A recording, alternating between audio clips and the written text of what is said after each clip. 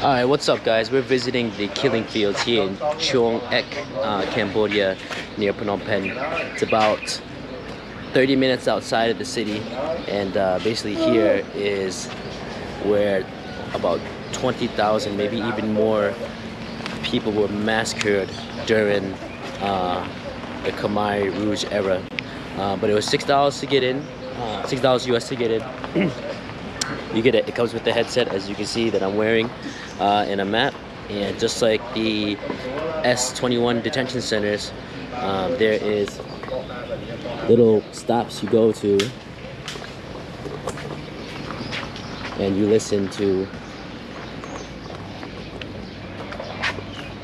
the audio in the headphones. But here's the grounds.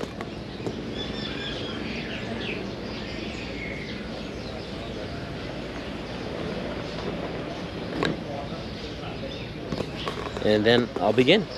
I'll fill you guys in as I check out the area. So, so just to give you guys a little bit of a history lesson, for those of you who don't know what the Khmer Rouge is, basically it was a regime that was led under Pol Pot, and he had a vision of making Cambodia a communist country, but to the extreme. And basically the Khmer Rouge killed about 3 million of their own people. So 1 of every 4 Cambodian person would be killed. So put that in perspective in your own country. Imagine that 1 of every 4 persons were being murdered, massacred, just for a false belief of some politics or whatever, you know what I mean? But yeah, we're gonna continue on, and I'll let you know as I go some compelling stories that I'm hearing through the headphones. So right here,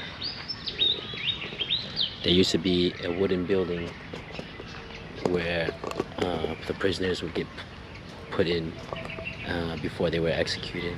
Usually what would happen is that they would get executed right after they got off the truck.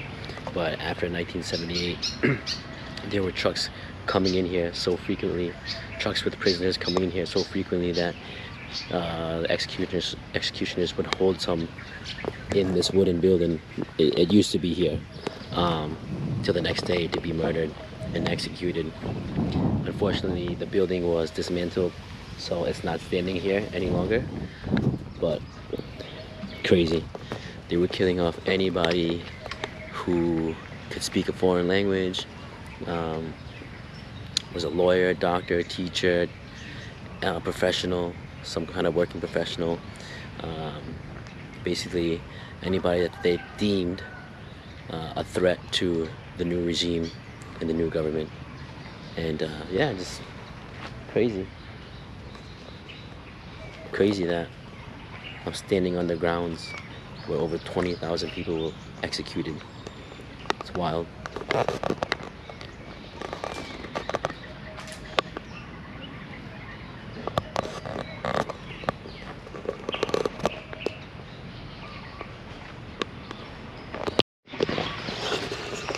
So guys, right here, this palm tree right here, this sugar palm tree, if you guys can see the ridges and branches, like, I don't know if you guys can see it in the camera. You see how sharp they are? Literally, some of the prisoners, their throats were getting slit by these, I don't know what you would call it, branches, just to the left, right here. People right in front of me in this area, between these trees, people were getting murdered right here. That's crazy.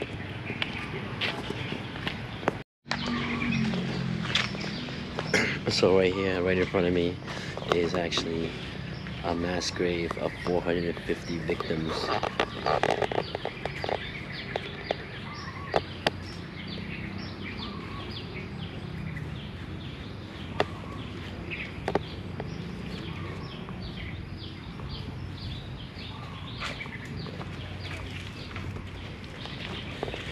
Here at the killing fields, They didn't use bullets to massacre their victims because bullets were expensive.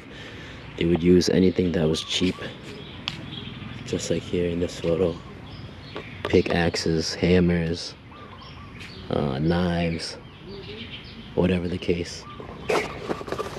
Because bullets were too expensive to use, so they were literally just beating people to death, hacking them to death, things like that.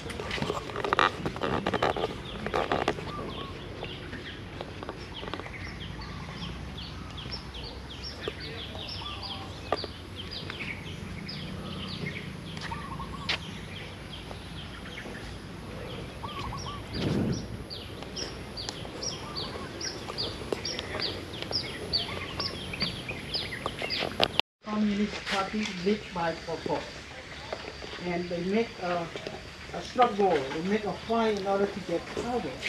When they get power, both groups appoint to be a leader.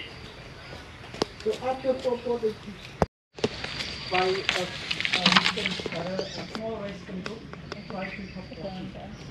When Vietnam lost influence to Pol Pot, Vietnam finally only kill their enemies, they eventually kill themselves also. They beheaded them. Yeah, therefore they were defeated easily by Vietnam in early 1970. Alright guys, so one of the grave sites here that we, as you're walking through the killing fields, this one here,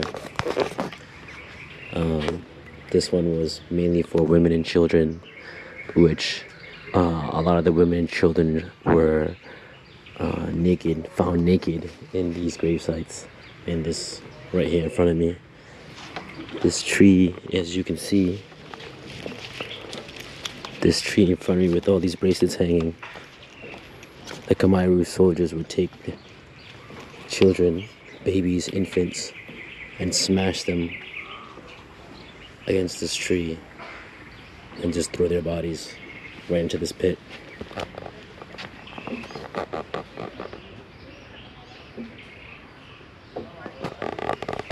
Can you believe that? Like, take an infant and smash an infant, a baby, into this tree and just toss its lifeless body into a dirt pit. That is, of all the grave sites that we've seen so far, this one definitely hit me different. It's just hard to believe that people can do something like that to other people. Crazy. As we're like walking through the place, you can listen to stories of survivors. There's one story of a guy, he was at one of the camps or something like that, and one of the soldiers was accusing this woman about stealing bananas, and she was trying to tell the Khmer Rouge soldier that one of the other Khmer soldiers gave it to her, gave the 2 bananas to her. So then all of a sudden, the one that was accusing her of lying and stealing the bananas, he just took out a hatchet and just hacked her in the neck. And this guy witnessed his first killing like that, and he said like she was like gurgling and stuff, and like he can't get, like, he said he felt so bad for her that she was murdered by like a hacksaw over 2 bananas. And yeah, that was one story that I listened to that I was just like, man, that's so unbelievable, so crazy.